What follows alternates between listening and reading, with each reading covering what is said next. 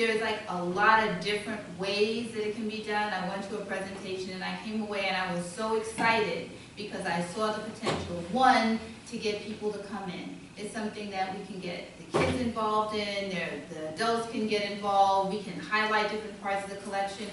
And the gentleman who's the president of the company, when he did the presentation, he said in all the libraries that he knows that sponsored, and some of them every year, and people are coming, you know, coming away with $10,000+ per event. And for many, it's an annual thing. That's just part of what they do. But it not only does it raise money, but it allows the library to really get people to come in who don't necessarily always come in. I mean, you're going to get your regulars, but then you get other people who are like, well, what is this thing? You mean to tell me that, you know, we're gonna put down, we sure are, and down the stairs and around the collection and highlight this area over here and get companies to sponsor the 18th hole over there. That one, that's one of the things that I would really love to see us do, because it just seems like it is so much fun, and they've got the videos on YouTube and everything. That's something that I really, really, really want to see us do, because White Plains did it, they did it very successfully. They just had a Comic-Con event at their library this past weekend that I gather was very successful. Well, we've got people that might want to do Mount Vernon Library Comic-Con too. I mean, there's all kind of creative ideas that we can employ that will get the community involved, that will provide interesting services, and that can help us raise money all at the same time. We need more of that. I have another question about financing. I'm wondering, it seems like we have maybe an untapped resource of legislators and assembly people in our area. And I'm wondering, do you have ideas of how you could reach out to them? For starters, continue the vigorous outreach with them, and not in the context of begging, oh, we need more money, or just trying to address a shortfall. Trying to come up with a proactive plan, be it a 2-year plan, a 5-year plan of, you know, what grants, or can you steer me to other state grants, Assemblyman Pretlow, or State Senator Hassan Thompson, or even our nearby now Speaker of the Assembly, to have Albany understand that, you know, Mount Vernon Public Library, we're not some change, we're not some redheaded stepchild, so to speak. We are the largest library in Westchester, the 6th largest in the state. We're a force to be reckoned with, but we do need funding assistance. So I think just being more attentive to some of the grant dollars that exist, because at the end of the day, we know, having worked near the legislative office building years ago, we know that legislators like to get attention, or perhaps a fair amount of attention, whenever it comes to having a role in providing grant dollars, to much needed grant dollars to the local library. And in this case, we're not just the local library, we're the Central Library of Westchester, which leads me to my final point. Don't be shy about reaching out to the county executive as well, just regardless of or anyone's political affiliations, where they may lie. We need to have an open door policy with all of our representatives, all of our elected officials. And I'd be happy, hypothetically, if elected, to have a committee or subcommittee to make something like that happen, or at least to start that dialogue.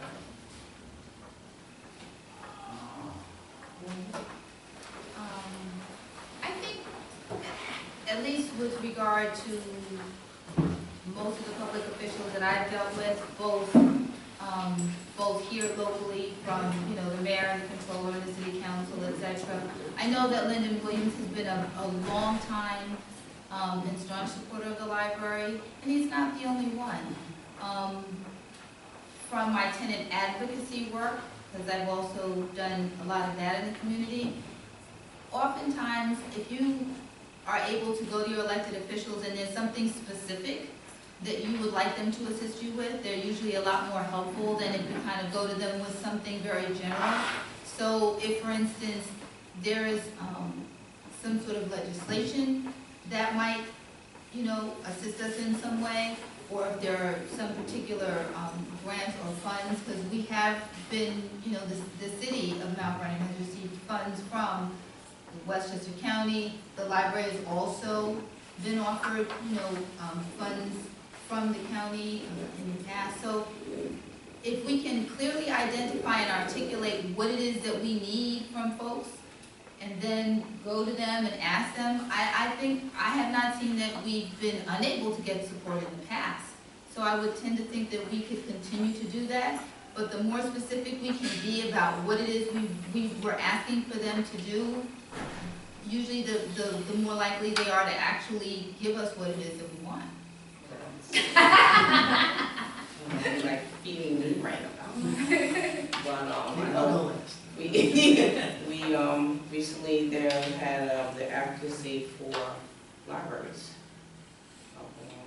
And President went, I could not attend, but in order to be an advocate for our particular library in New York State, and this is in order to address the FOMO, as far as the need that we have right now in order to help us. And we had a letter that we trustees had signed electronically, but then I saw that that was like a small menu, where if that letter was, or a grant proposal was actually written here, where we can have papers coming through to sign it from here, or even have it on the website so we can get as many signatures as possible to submit. So you see, it's not just the trustees that's asking for the money, it's not just the director that's writing this proposal, the grant proposal. It's Mount Vernon coming to say, I want to be part of this, I want to sign this, I want my voice to be heard also behind everybody else. So how many hundreds of signatures can we get with people coming through here? With the letters of circulation or in the reference section or on the website, and we say by this particular targeted date, we're sending this out.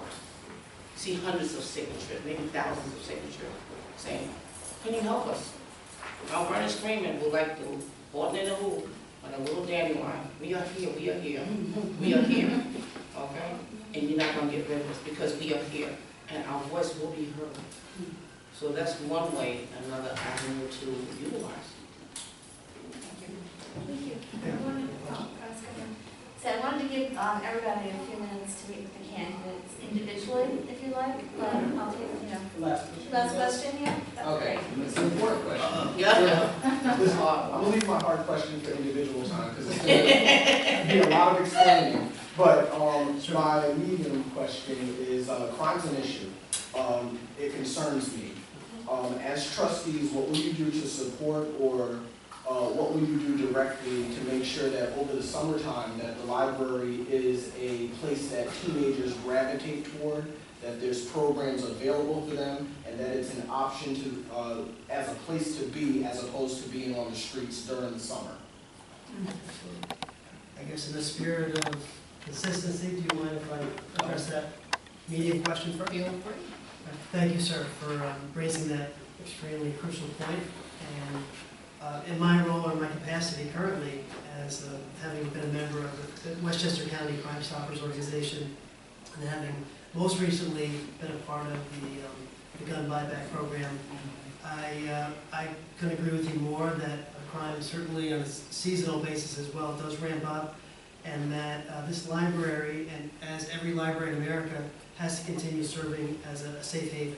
I mean, I honestly feel, in my particular case, growing up, I was sort of on the outskirts of a lily white community, but I was on the wrong side of the track, so to speak. It was a library that enabled me to have that safe haven, and that's something that I want all patrons here in the library to feel, particularly our youth and my children and their friends, their neighbors, everyone who calls Mount Vernon home. So I think to, I guess, get to the heart of your question, what I would like to see is perhaps more of dialogue or interaction with the local law enforcement folks. I've gotten to know Mount Vernon Topgrass a little more, as well as Westchester County, and whether that means getting them to come in and to have Q&A sessions, or to set up more patrols around the library, particularly during the peak hours when children are coming in, or after their camps, let's say, let out.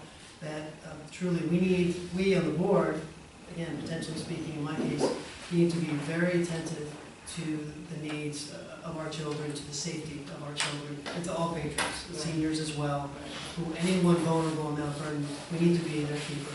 as well. So I'm glad that you raised that question, and I certainly would be happy, more than delighted to facilitate a linkage, with the Crime Stoppers program in particular. It doesn't have to be Crime Stoppers, but I think to draw more necessary attention to that issue, because we need to drive up business, as always, in the library, but if you have a spike in crime, which has happened in Mount Vernon, as it does in any other city throughout New York and America for that matter, we need to have a game plan.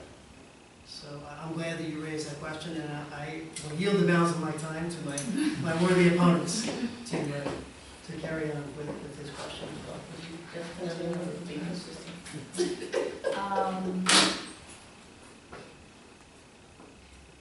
When I was working for the Ossining Public Library, I was actually the teen services coordinator. So one of the things that I put in place that continued on even after I left Ossining was that we made sure that there was something happening at the library for kids every single day.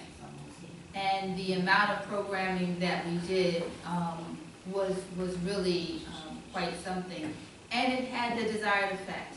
We really, I'm very proud of the fact that we did an excellent job of providing an attractive option for kids.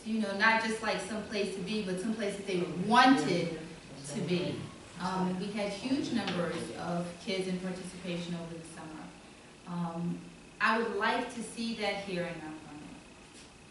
The reality at the moment, however, is we don't even have 7-day service here in Mount Vernon. And it's because of the money. It's because it takes money to be able to open the extra days, the extra hours, put the lights on, pay the staff, etc., etc. I don't believe we have it in the budget presently to be able to either expand the hours, to either open up an additional day or to extend the number of hours that we're open during the day. And then I know it's also tight in terms of actually increasing the programs that we offer. So the summertime is really pretty much here, so it's not like we have a lot of time to try to do something about that. We can certainly do the best that we can. We can certainly reach out to the peacekeepers here in Mount Vernon and then ask them perhaps, in addition to our formal law enforcement, but our community folks who kind of keep an eye on things, to ask them to assist us in that regard. But now is really the time to start strategizing how we're going to do a lot better next year, because we're already almost at June and school will be out shortly. So we'll do what we can now, but without the money, you can't have the staff, you can't have the programs. You can't run the library past what you can do with what you have.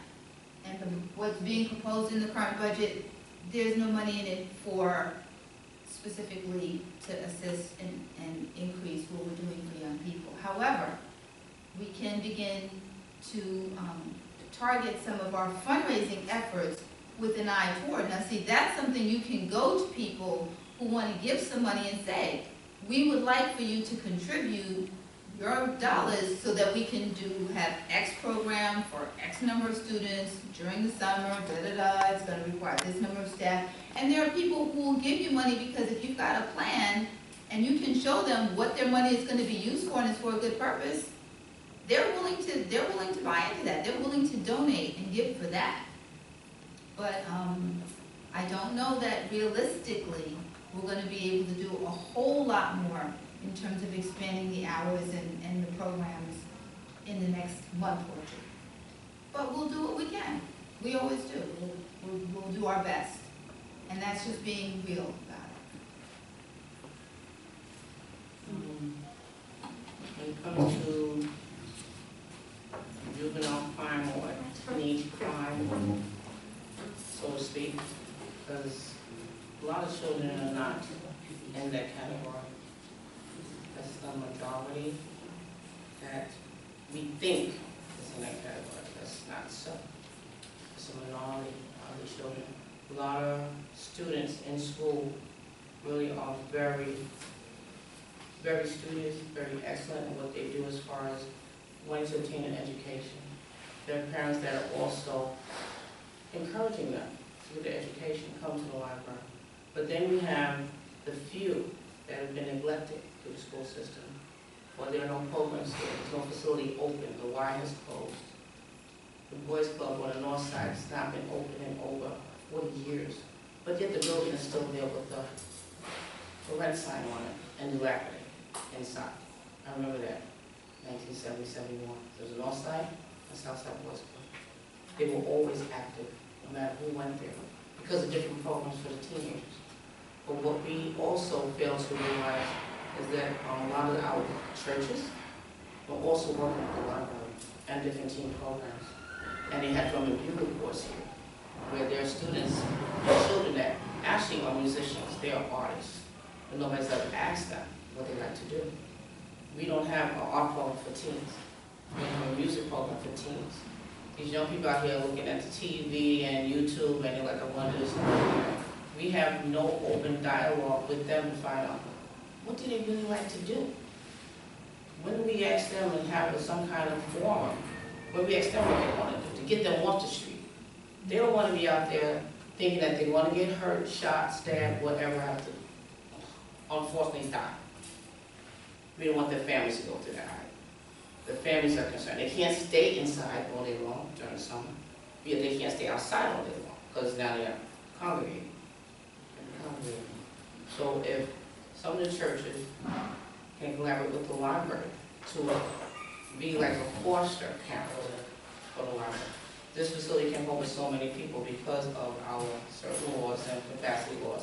But yet, a lot of these churches have basements, they have auditoriums, they have gyms where bands can be formulated, art programs can be formulated. There are many teenage artists that do graffiti, they do painting, they dance, they sing, they rap, they do everything. They want to make videos, they want to shoot a video. Young ladies want to be models, they want to learn how to sew, they want to be fashion art, they want to go and do makeup here. These girls are out here, these boys are out here, but yet nobody's asked them anything. If we don't ask them what they want, how are we going to create a program for them? We have to find out what they want. We need to go to them before school gets out. We need to find a program where people go to the school. I say, what do you want to do? Here, sign up here. Give me an idea. Go on a website. Put this idea in here. Listen, we see how many come up in this category and see these different categories until it breaks itself down to the minimum and the maximum. And then we say, you know what? Let's bring this forward to all the pastors and the reverends of these churches to help this community also. Because these are the children that they want to come in their church. Their programs in the church. But just those in the congregation, it's not supposed to be like that. This is part of our community. The churches are part of our community. We're all supposed to be working together, because that's what I remember. Coming in from the Bronx, coming from Brooklyn, between Labor Day and Memorial Day, and any other holiday, and I can believe how many drum and bugle corps I used to hear waking me up at 9 o'clock in the morning with this thumping from blocks. And these were all kids. They were in the Scouts, they were Girl Scouts, Boy Scouts, troops, packs. They were all here. And leaders were just other parents that volunteered. That's what had these programs going. Now it's throwing down. The buildings are closing up. Somebody moved out. Or there's money for this, there's no money for that. We got this little money for here. We, the library, can't hold everybody in Mount Vernon because more people have come to Mount Vernon from the Dominican Republic, from Jamaica, from Brazil, from Portugal, from Korea. They're here. Where do we put them? When the school closes, what do we do? Who's thinking of some kind of program from the 6-year-olds to the 17-year-olds, to the 20-year-olds that unfortunately maybe they didn't finish school? What do we do with them? We got a GD program. Who is making it more creative for them to want to do this for themselves? Who's saying, you know what? I see potential in you. What do you like to do? What do you want to do? I don't know, I'll just show you something. Let me show you something. And then get in touch with somebody in one of these churches, or corporation, or business. You know what? We need a mentoring program. Big brother, big sister.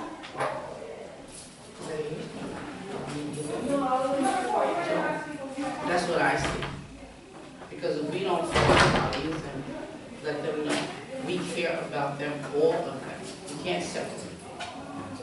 Okay, you got those over there, oh, no, over there, oh, you got these over here. And we focus over here. They feel neglected. You can't neglect any of them. These are our children. This is about what you're talking about, because I know of a program called the Reading Buddies, which is in the summertime. It's also in Yonkers. And what I would say is while you guys have the same space, Yonkers has attendance that's about 10 times or more of that program at the Yonkers Library. So, I mean, we have a place. How do we get them in here? You know, that's really my question. How do we get them here? Who's gonna speak to the children? Who's gonna speak to them? That's what we need in place. Yeah. A program to actually speak to them, let them express themselves to us. Yeah. Because they do have that opinion. They have a right to express themselves. We never gave them the right to do it. Right. We have to do that. Then we can start moving forward, we'll get them in here to do that program. That's the start of the That program. makes sense. Thank you. Carolyn, was that really the last question?